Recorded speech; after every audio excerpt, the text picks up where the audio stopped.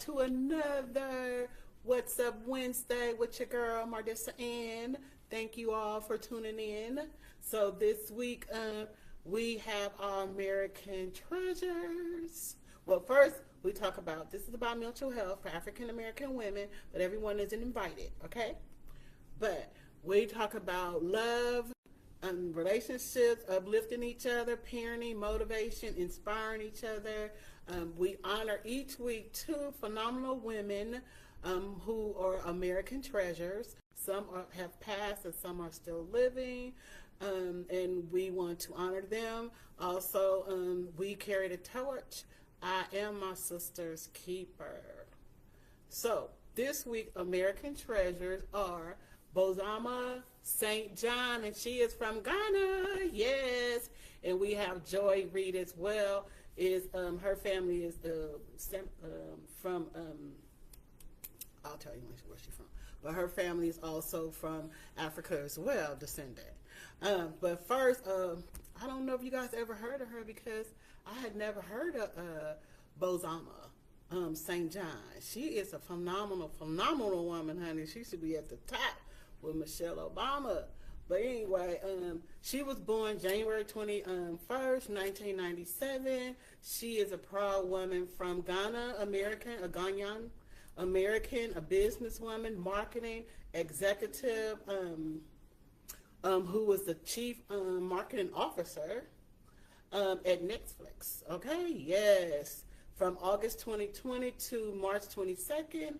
Also, she served as the chief brand officer for Uber. Yes, my girl, when I say she doing it, and she is not that old either. Also, from 2017 to 2018, the sound you hear. Now, whenever you turn on Netflix, I want you to listen really careful when it say boom, boom, boom. Girlfriend created that sound. I was like, go ahead, girl. What she did that thing, okay? Also, one more thing is messing up. She also first got her start. I want to also make sure that I talk about how she got her start. So she was in college doing pre-med with a minor in African American Studies and English. But she decided to take some time off and go and stay with her friend for the summer in New York. So she traded, hey, if I come stay on your couch and cook for you, is that cool? Her friend was like, girl, yeah, I love that food from Ghana, so come on through.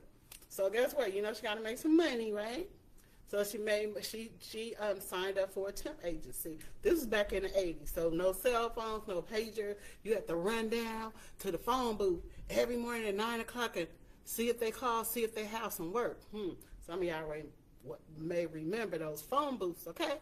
So coming into those phone booths, and so every morning they wouldn't have anything, but this one particular morning they had a job at Spike Lee. He wasn't wasn't the 40 Acres and a Mule yet, but it was still Spike Lee, okay?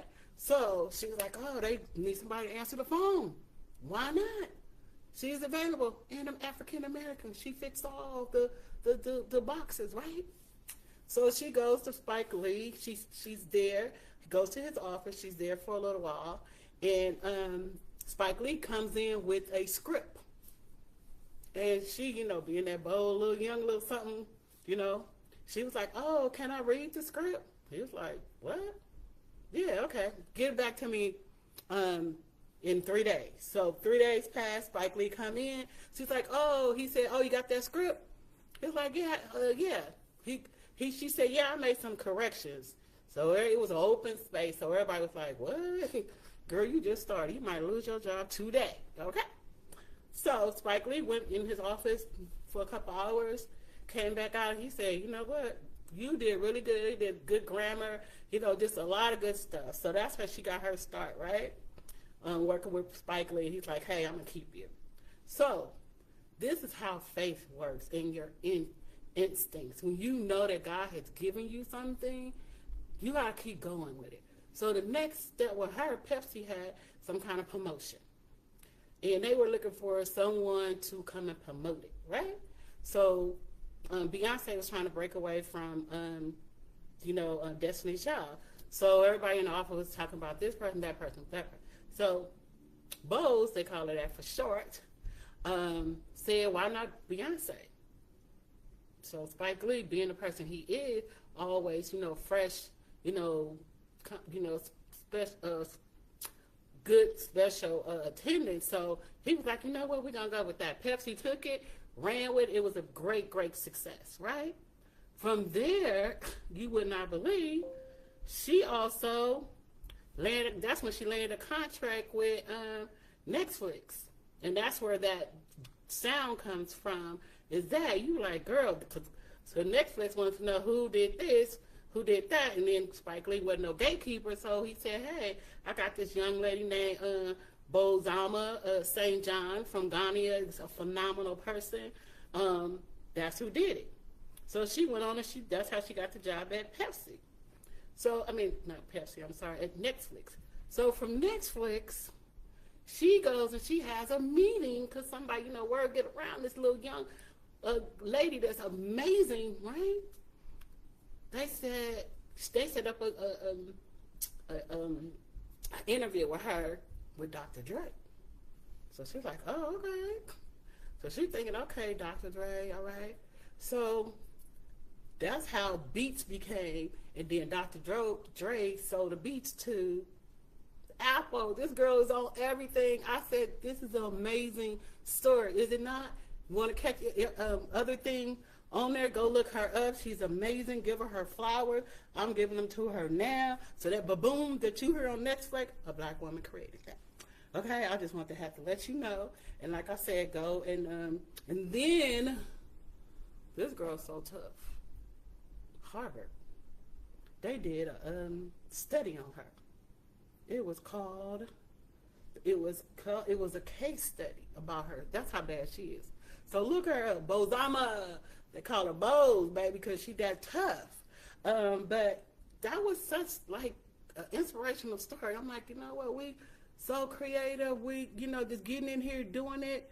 And the next thing, let me see, I ain't even finished with her. I might not even get to my own topic of what we talking about tonight. Okay. The next thing, like I said, she went to Apple Music until 2027, joined Beats by Dr. Dre, the Pepsi commercial. Then, guess what? Miss Bose, Miss St. John, went to speak at this convention. So she knew that it was someone there that represent Ghana. So she spoke in her native tongue, okay? So remember when they talked about the point of no return, the return in Ghana, okay? So she knew what she was doing, baby girl. She knew. So what she did was she spoke the whole speech into her native Ghana tongue. So as soon as she got off the stage, guess what? Somebody approached her and said, oh my God, we need to talk. So, of course, that meeting came with the president of Ghana. They're like, oh, I want to meet with you. And she's like, I don't know nothing about what you're doing, trying to, do this point of no return, right? A return. And he was like, no, but you in the marketing, you in this, you in that, you could do it. And she's like, okay, you know what?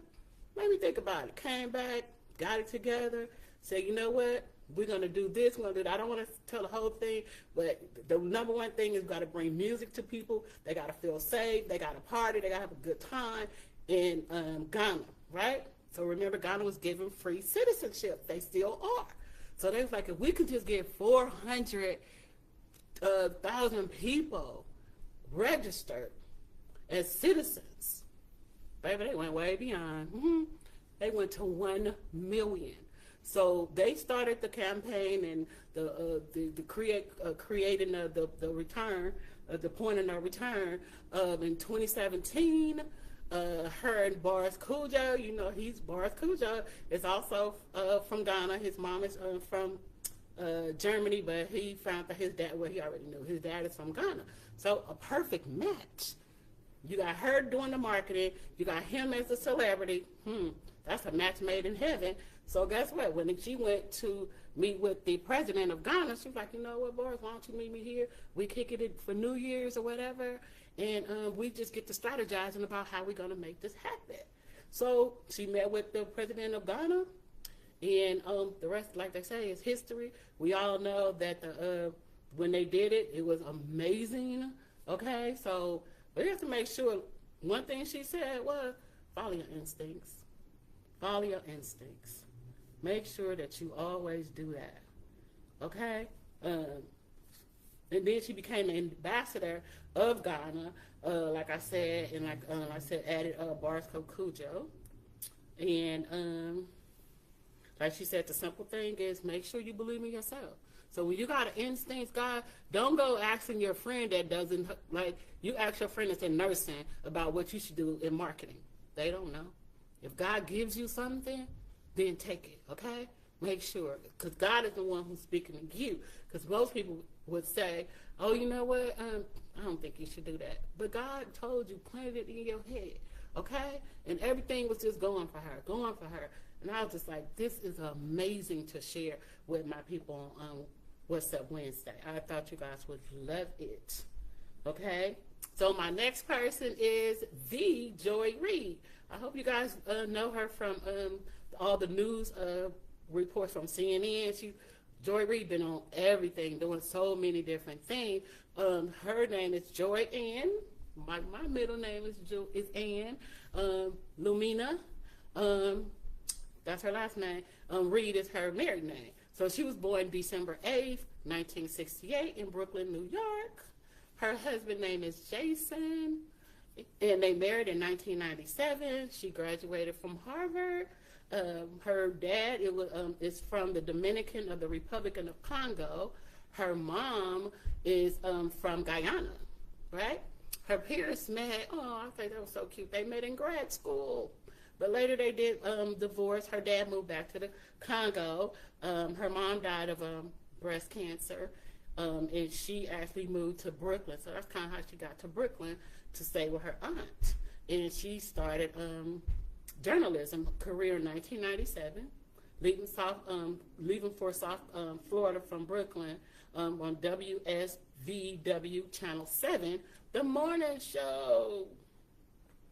So I just love, I just must say, I love my black women, I love my people, and I love researching and coming up every week with different people who inspire me, whether they're old or young or whatever.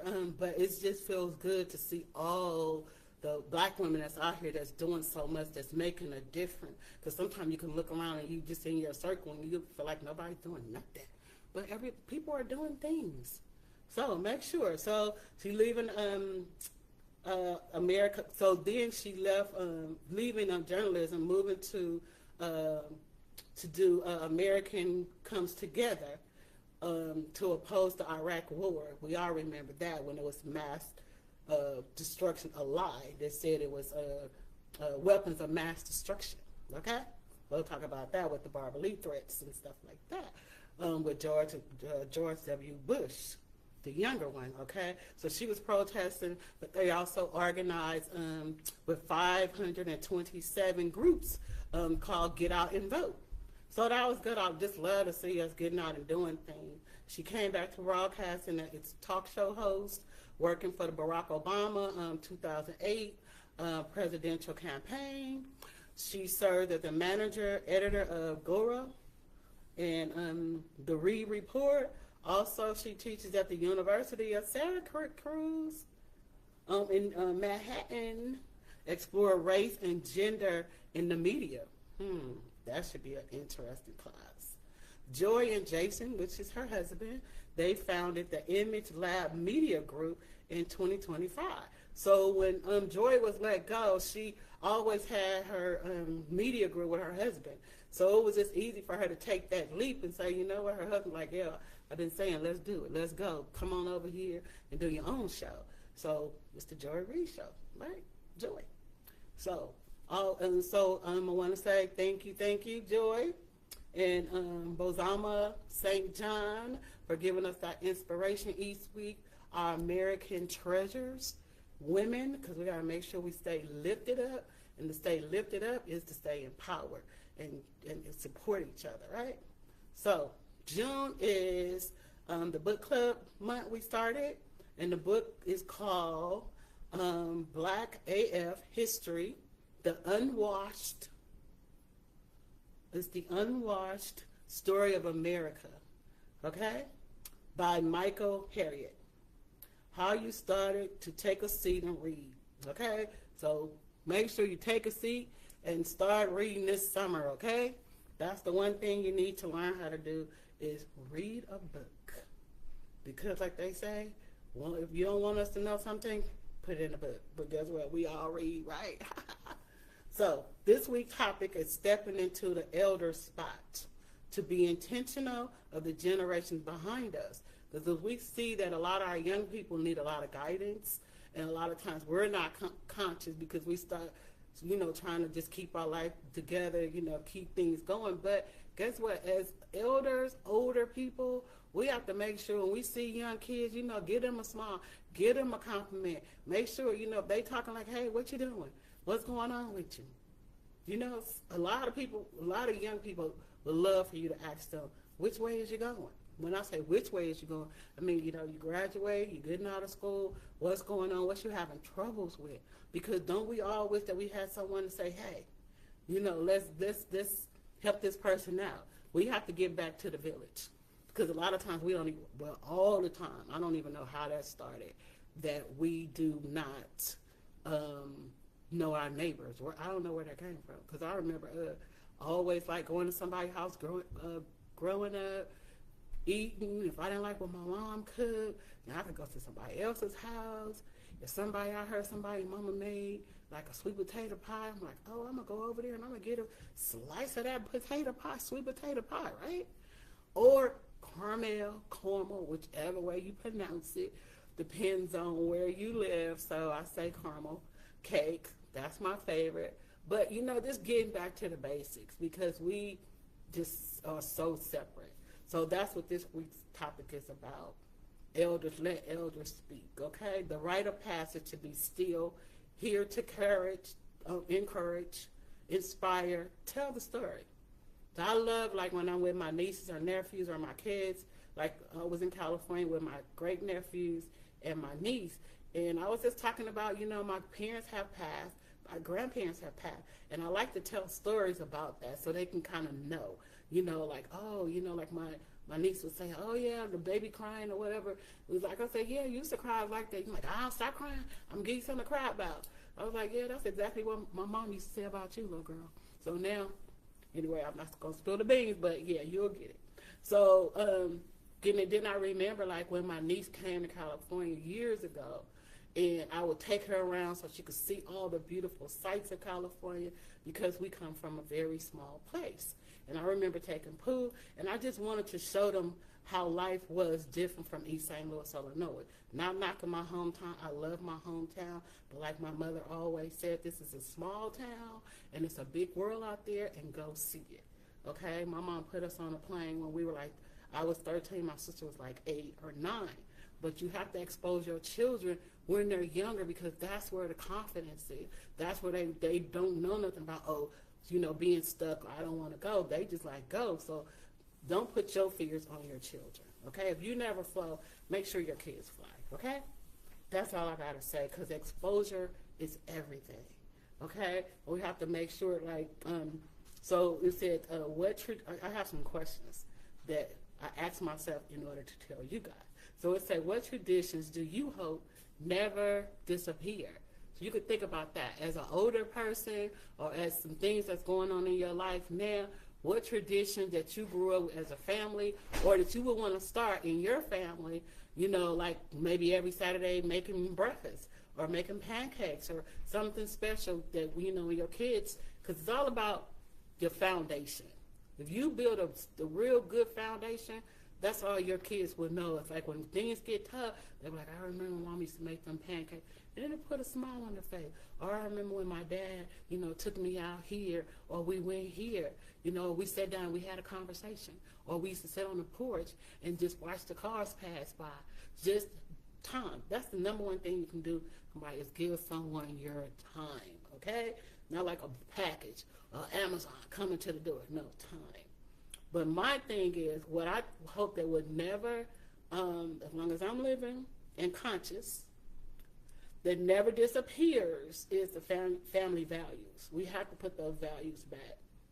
because a lot of kids are just, they don't even have alignment. They don't have a boundary. They just go like over the cliff. You're like, hold on, wait a minute. So, starting family reunions over, small family reunion. Thank God for Juneteenth, because Juneteenth brings our culture together, bring laughter together, bring food together, and having a good time and talking about our history. And then we all get to know what Juneteenth is about. You know what I mean? Because some of us didn't know. Some of us went to school and we actually did not learn a lot of Black history. I went to school in the 60s, graduated in 82. So I just knew very few of African American. But Juneteenth allows us to come together as a community, to love on each other, laugh with each other, and you don't even know who the person is, don't even really care who the person is, but we all together. So make sure you get to some kind of Juneteenth celebration, even if you decide to have one yourself. Okay, but that's how bringing the family together. And we know, like, some people, may not get along with, but hey, there's a lot of people don't get along with you either. So it's okay. All right, so it's just, like I said, try to get along as much as possible. And then the other question is the importance of putting away distractions. You know that president person is a big distraction. But think about it. We have came through the Jim Crow, slavery, redlining, like I said, the civil rights movement, COVID. Black people, we are survivors. So the thing about it, don't get distracted, even with social media, because I learned to tell myself, I'm like, you could stroll and stroll. Make sure you turn that off, put that phone somewhere away, read a book, talk to your kids, find out what kind of homework, even if it's summer. Summer is not time to break. Summer is time to have your kids catch up for the next grade, okay? They going into ninth grade, you need to be finding some books going into ninth grade. They need to be ahead of the schedule, okay? Ahead of that. So also, we still deal with racial inequality, the redlining, but we still survive. We overcome a lot of obstacles, new obstacles that people put in our way. Like now they redlining different places to not vote. So some of the rural areas, some of the areas that's African Americans in different states, you have to wake up and know what's going on, okay? You can't be like, oh, that's for them. Oh, no, it's for us. We have to know.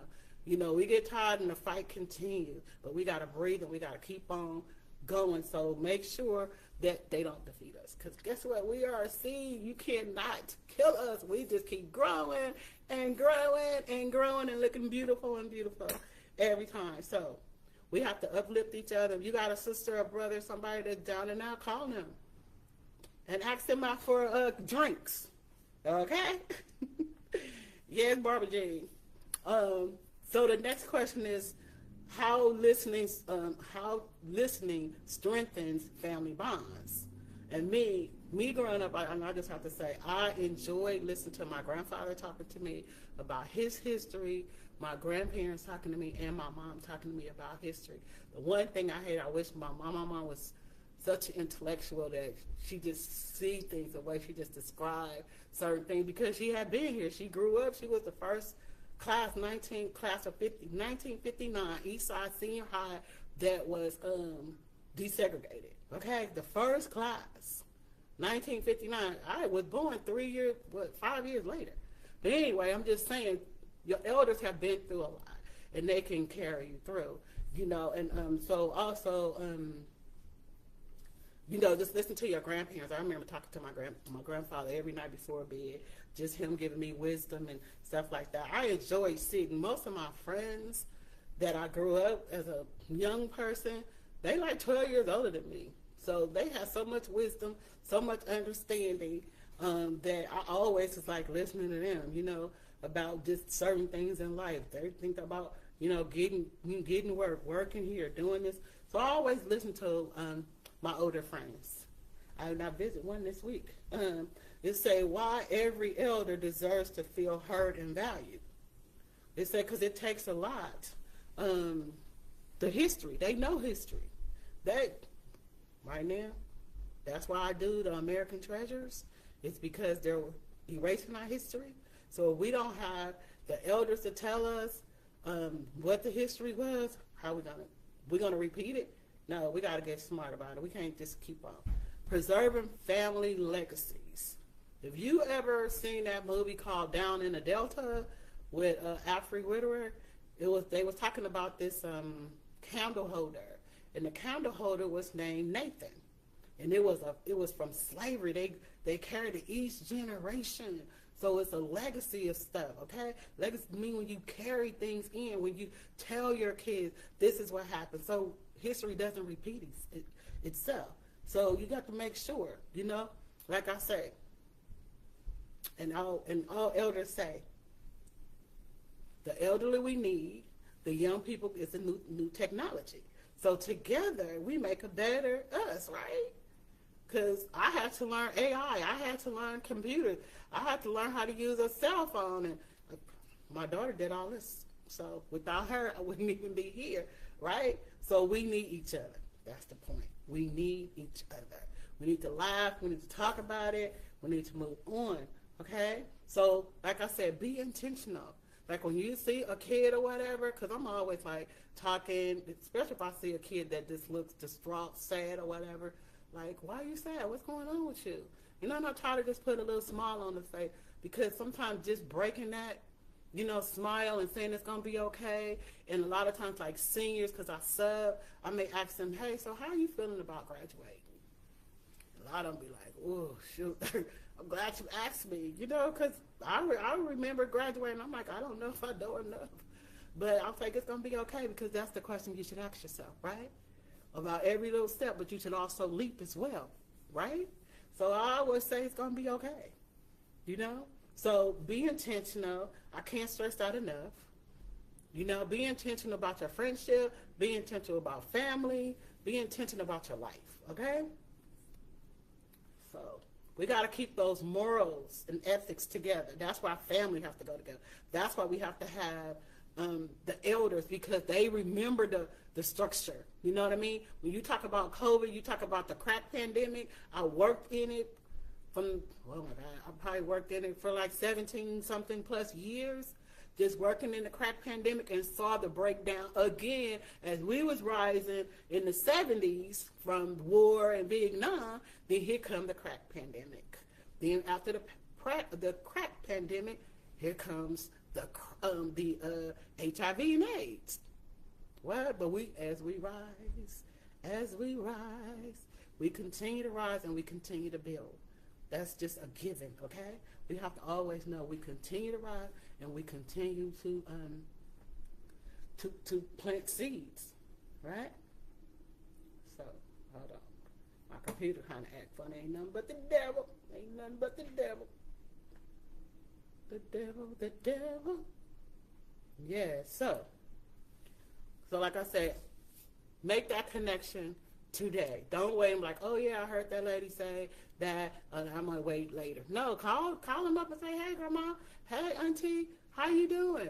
What's going on? And older people love to talk, because I like to talk too, and I'm only 62, so just think about the 74 years old, or the 65, or just anybody.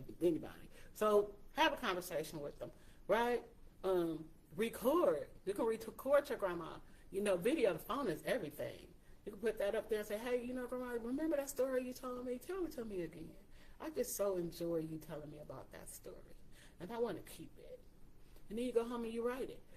Good stories start good books, good family books, scrapbooks, things like that. So you never know, right?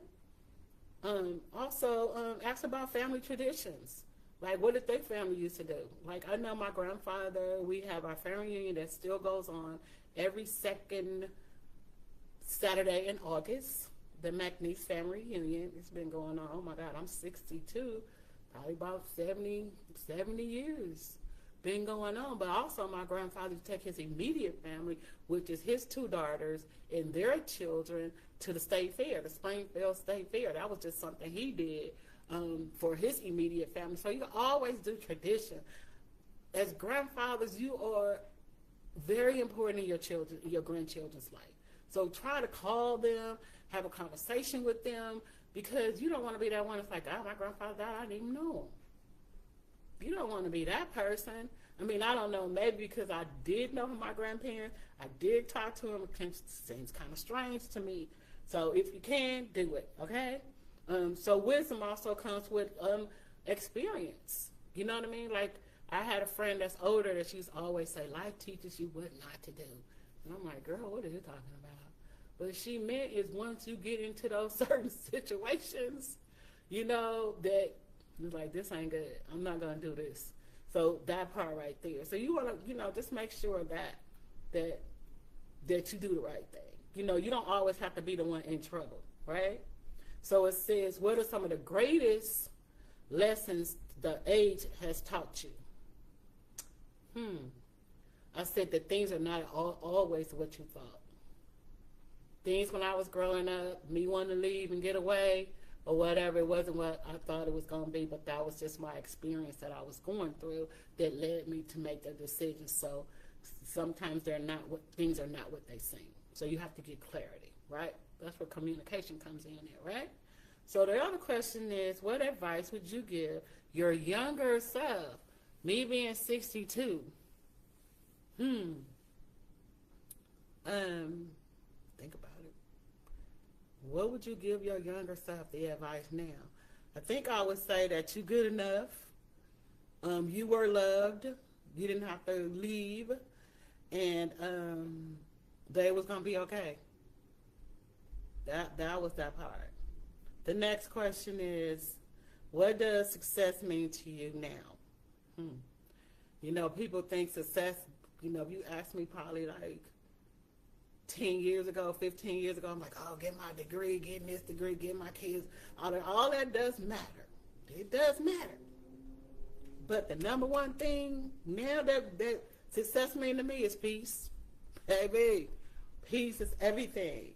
You cannot do anything without peace. And you just never knew, you know, peace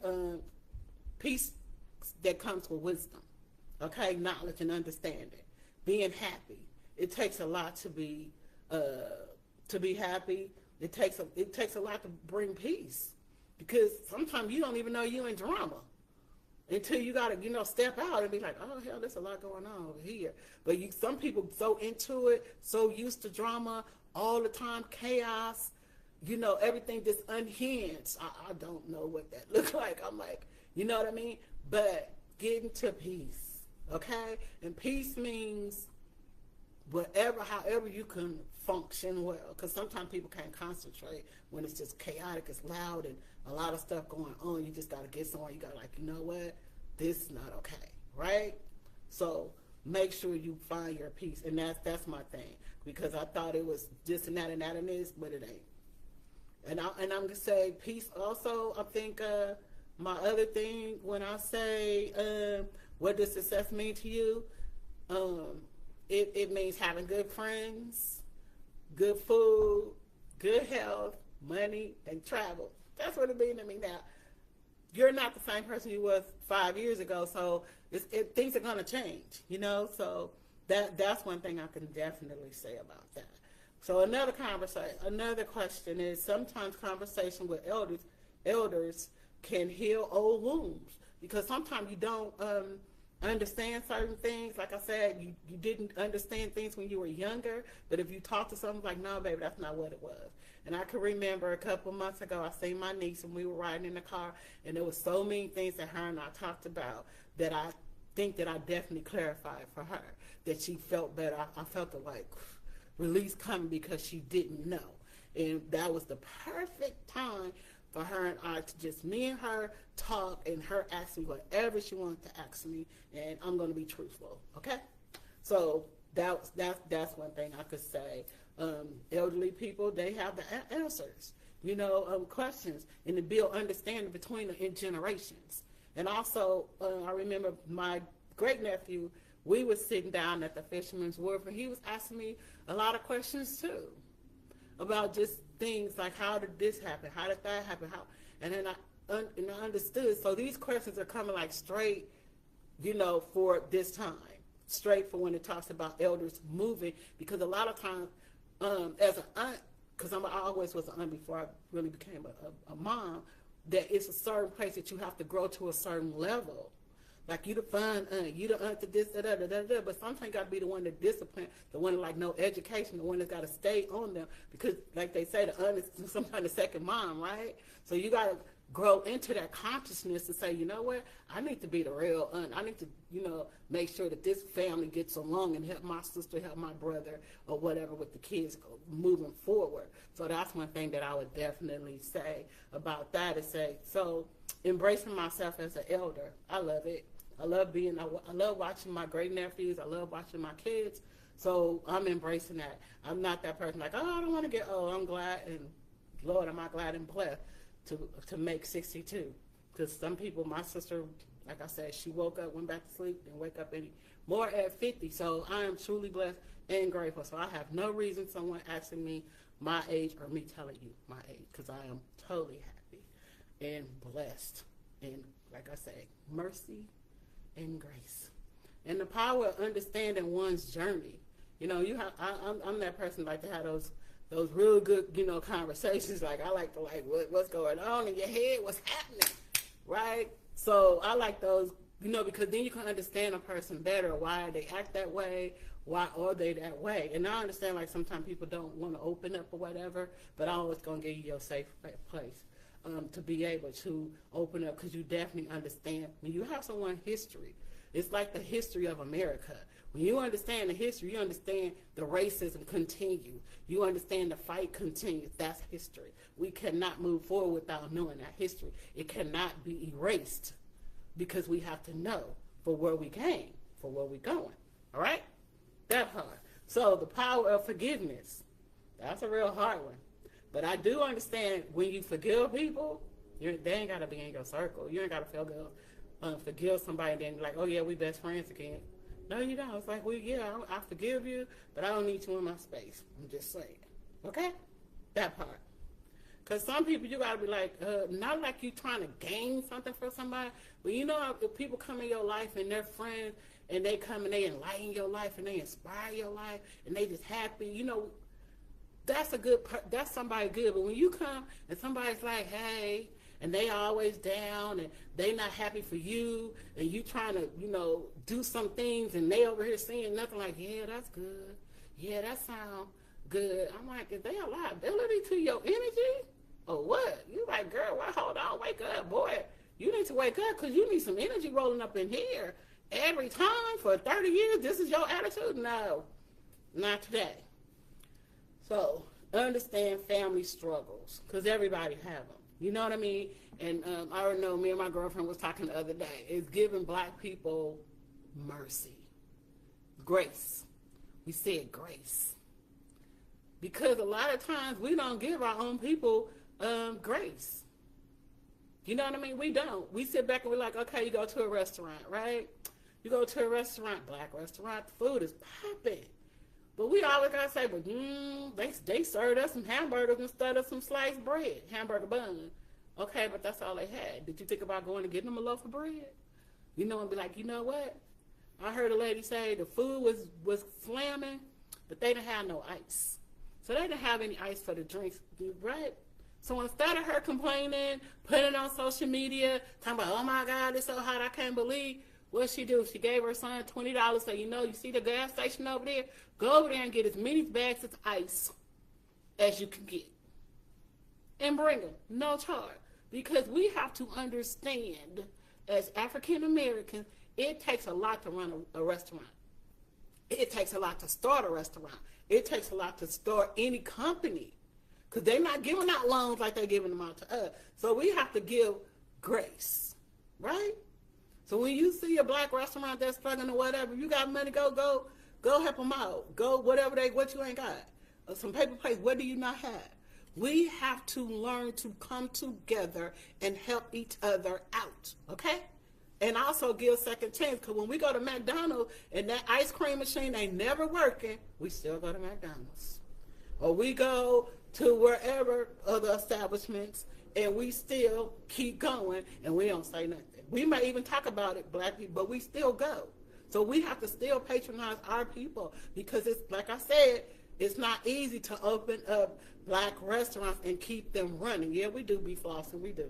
But I'm just saying, look over that part. And when you see somebody in need, instead of talking about it, putting it on social media, go see what you can do. Okay.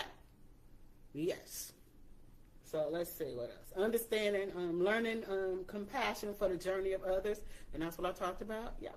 I got all this stuff written down. So, hey, we have came to the end. I hope you guys, 62 years old, share life lessons on forgiveness and success. Yes. Thank you. Yes, so I hope I have inspired you to carry the torch, to encouraging the next generation into greatness. Okay? It's not bye, but see you next week. And thank you so much, Sherry. Thank you. Thank you, Barbara. Thank you for everybody who passed through. Like I said, I hope I have inspired you. And remember, life is a journey. Enjoy the ride. Catch me on all platforms, Facebook, IG, TikTok, and my YouTube channel. One word, Mardissa Ann. Thank you so much.